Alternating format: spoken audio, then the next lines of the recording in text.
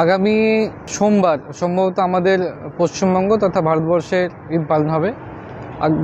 আগামীকালকে রবিবারে সম্ভবত সৌদি আরবের চাঁদ দেখা দিয়েছে এবং সেখানে ঈদ উল ফিতর পালন করবে।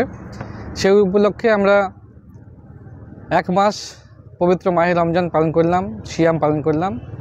সেই সিয়ামের আর মাত্র 2 দিন, আগামীকালকে রবিবারের শেষ রোজা, তারপরে পরেই আমাদের সেই বহু প্রতীক্ষিত ঈদ উল ফিতরের নামাজ আমরা পড়ব এবং ঈদ পালন করব।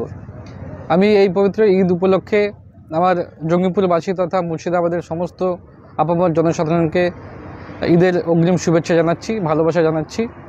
সেই সঙ্গে ভারতবর্ষে যে সম্প্রীতি, যে ঐক্যতা, অখণ্ডতা, সেই ঐক্যতা বজায় রাখার প্রত্যেকেই আহ্বান জানাচ্ছি।